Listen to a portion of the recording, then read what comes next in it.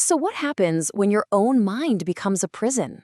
And the only moment of clarity you get is, well, something you desperately wish you didn't have. Today, we are diving deep into a psychological story that really messes with your head, pulling us from what seems like a fragile, medicated piece into a revelation that is just absolutely chilling. Right from the start, this is what our narrator tells us. It's so simple, so direct. It's a confession that pulls you right in, like she's telling you a secret. And you can't help but wonder, what kind of ill and what exactly is she hiding? Okay, so first we meet Margaret. And her world, it's like a gilded cage. It seems all calm and tranquil, but it's built on a foundation of heavy medication. We learn pretty quickly that she's so unwell she needs constant, around-the-clock care. It paints this picture of someone who is incredibly vulnerable from the get-go. And through this medicated haze, we see her children as these perfect, angelic little beings. There's Jocelyn, the thoughtful 8-year-old, Simon, her wild, rule-breaking little boy, and then sweet Eveline with her little cherubic face. For Margaret, they are the absolute heart of her world, a world that seems on the surface to be perfect. You know, her whole life is on a strict schedule. She has attendance for every shift, specific meals, and 2 different doctors, one for her physical health, one for her mental health. All of this just reinforces how sick she is. Her entire environment is clinical, precise, and totally designed to keep her reality stable and calm. But that peaceful surface is paper thin. And this is where the author is so clever, because they start planting these tiny, subtle clues, the first signs that Margaret's reality isn't what it seems, and that something is really, really wrong just beneath that calm facade. And this is where you really start to feel it. Look how other people react to her. Her favorite attendant, Tiffany, asks about the kids, but then her response is just this little click of the tongue. It's so dismissive, almost like she feels sorry for her. Then a friend, Allison, comes to visit, and she seems nervous, and her own attendant looks annoyed. These little moments start planting seeds of doubt for us. You have to ask, why is everyone acting so weird about her world? Then you get this quiet little moment. Her friend's dog, Figgy, immediately trusts Margaret, and the owner mutters this line. It's this strange little bit of comfort, right? It suggests that deep down, Margaret is a good person. Even with all this unease from the staff hanging in the air, you can just feel that something is coming. And then, bam, the outside world crashes in. An attendant is reading the newspaper and reads this headline out loud. It's about a father petitioning to have his 3 missing children declared dead. This information just completely shatters Margaret's reality, where her own 3 kids are supposedly just playing in the next room. So this brings us to the story's major turning point.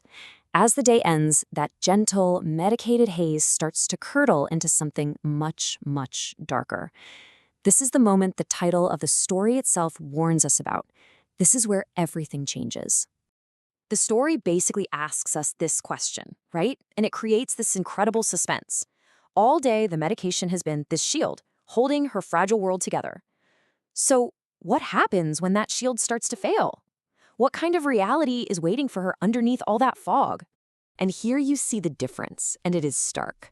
During the day, her world is a soft focus, golden blur. Everything's kind of fuzzy. But at night, it's like a switch flips. That blur sharpens into this cold blue, almost clinical focus. Her head clears up, but the story calls it an unwelcomed clarity.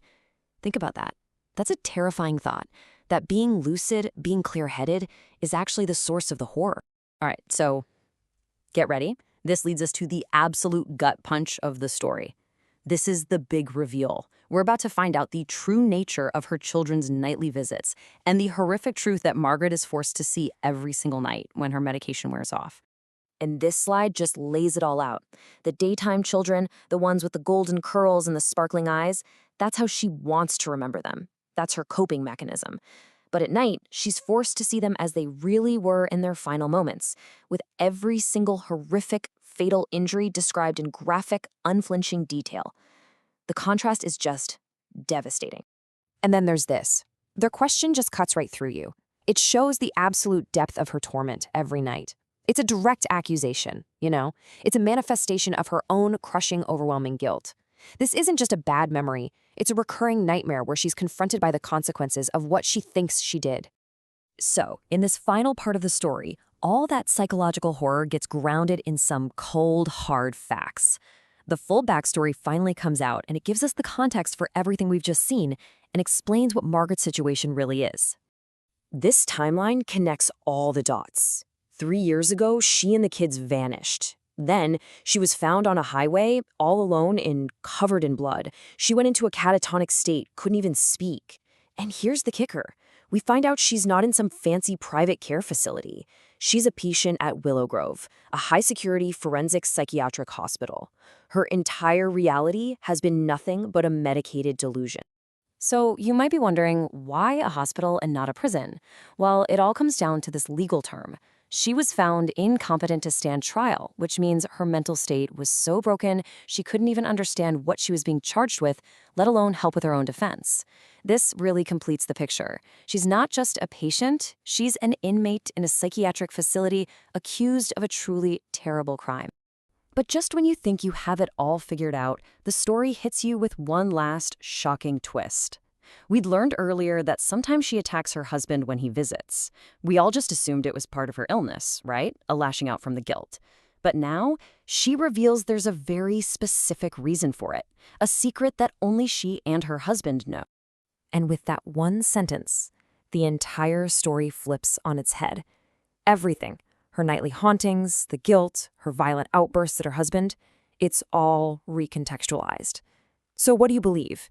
Is she an unreliable narrator telling one last desperate lie to save herself? Or is she a woman who's been trapped in this nightmare, silenced by drugs, who is finally telling the awful, horrifying truth for the very first time? The story doesn't tell us. It just leaves us there, with that chilling possibility, forcing us to question every single thing we thought we knew.